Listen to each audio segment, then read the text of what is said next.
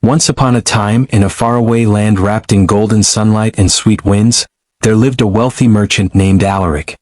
His trade ships were renowned across distant seas, and his estate was a symbol of prosperity. He had 3 daughters, all lovely in appearance but vastly different in nature. The eldest 2, Celestia and Arabella, reveled in luxury. Their days were spent in silk gowns, their fingers heavy with jeweled rings, and their hearts full of envy. They sought status and splendor, wishing only to climb society's ladder. But the youngest daughter, Isabel, whom everyone affectionately called Beauty, was a gentle soul with eyes that held more wisdom than her age and a voice soft as a lullaby. Beauty found joy not in golden trinkets but in books and dreams. She loved reading tales of distant kingdoms, brave heroes, and enchanted palaces.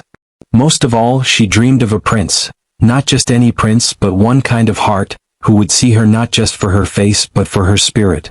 Her sisters often mocked her. "Still dreaming of storybook love?" Celestia sneered. Arabella laughed. "She'll end up with a stable boy at this rate." But Beauty never responded with anger. She simply smiled, knowing that truth needed no defense. Then came the storm. A fierce tempest lashed across the sea for days without rest. Thunder roared like 1,000 drums, and lightning cracked the heavens open. When calm finally returned, so did devastation.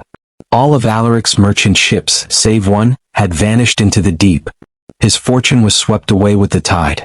At the once bustling estate, silence fell like a shroud. The servants, seeing no more gold to shine or silk to press, departed one by one. Celestia and Arabella wept over their ruined wardrobes and cursed their fate. Beauty, however, helped her father tend the gardens, milk the goat, and prepare meals with her own hands. One cold morning a letter arrived. A ship. Alaric gasped, hope lighting his weary face. "One of our ships has returned to harbor." Celestia and Arabella shrieked with glee, racing to list their desires. A velvet gown from Verona. A necklace of pearls. Their father smiled tiredly and turned to Beauty. "And what shall I bring for you, my dearest?" Beauty replied softly, "All I want is your safe return, father. But if you insist, bring me a single scarlet rose." With that, Alaric departed, his heart warmed by Beauty's words. But fate was cruel. The ship that returned had been looted, the crew vanished, the cargo gone. Alaric left the empty harbor, his head bowed in sorrow. Snow began to fall in thick, blinding sheets, forcing him to take shelter in a dark forest.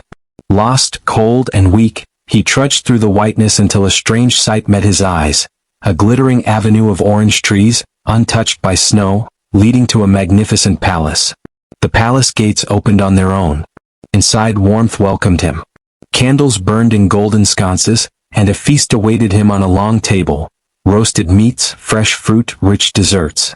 Exhausted and famished, Alaric ate gratefully. Later he found a soft bed prepared for him, where he slept more soundly than he had in weeks. The next morning, dressed in new garments he hadn't brought, he made his way to the palace garden. There, among fountains and exotic flowers, he saw a bush of scarlet roses, exactly as Beauty had wished. He plucked one. In that moment, a thunderous growl shook the air. From the shadows emerged a terrifying creature. His eyes glowed red like coals, his fangs glistened, and his fur bristled in fury. "Ungrateful thief," the beast roared. "Was it not enough I fed you and sheltered you? You repay my kindness with theft." Terrified, Alaric fell to his knees. "Forgive me, my lord. I meant no harm. The rose, it is for my daughter. She asked for nothing but this." The beast's eyes narrowed. "A daughter? Then she shall pay your debt. Bring her to me. Let her stay in your place. She must come of her own free will. If not, your life is mine." With that, he gave Alaric one of his fastest horses and a single scarlet rose. "You have 1 month."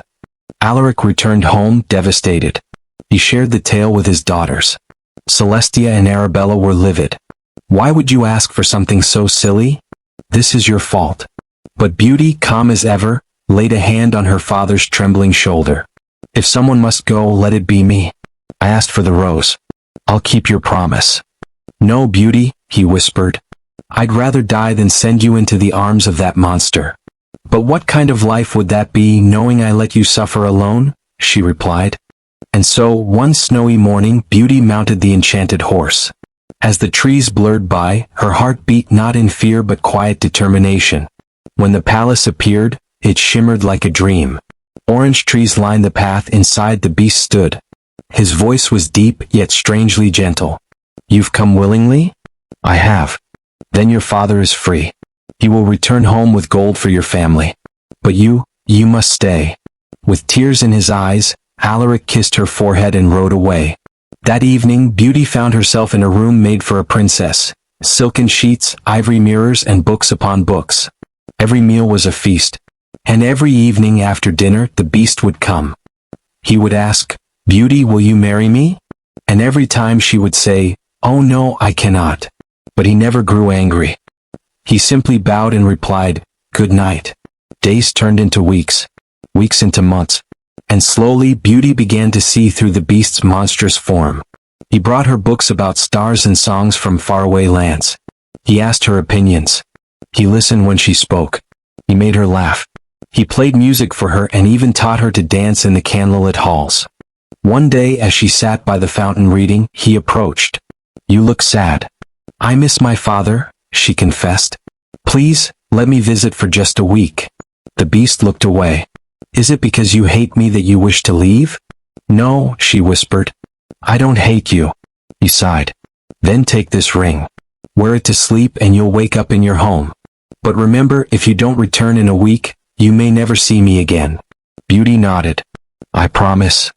The next morning she awoke in her childhood bed. Her family was overjoyed.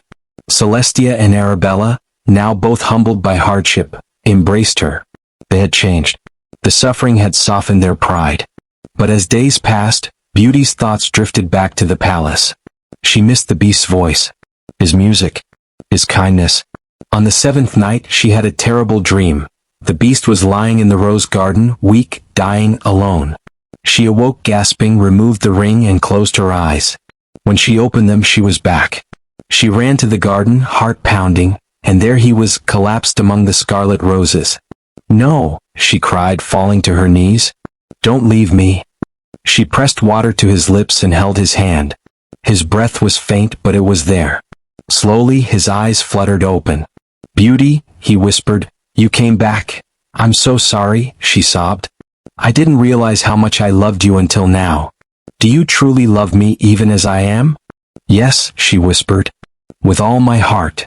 "Then will you marry me?" "Yes. 1,000 times yes." The sky split open with light. The palace trembled. The beast was lifted into the air, surrounded by swirling winds. When the light faded, he stood before her, not a monster but a man. Tall, noble, radiant. "My beauty," he smiled, tears in his eyes. "You have broken the curse." He told her of the witch who cursed him, how only true love, love that looked beyond appearances, could set him free. "You were always the prince in my dreams," she said softly. "And you," he said, "are the queen of mine." Their wedding was a celebration the kingdom would speak of for centuries. Even the orange trees seemed to bloom brighter that day. Celestia and Arabella, now wiser and gentler, stood beside her, proud of the sister they once mocked. And Beauty? She became not only a queen but a beloved ruler whose wisdom and grace changed the land. For in the end it was not magic that broke the curse, but the rarest magic of all, love that saw with the heart, not the eyes. And so Beauty and her prince lived not just happily ever after, but kindly, wisely, and wonderfully ever after.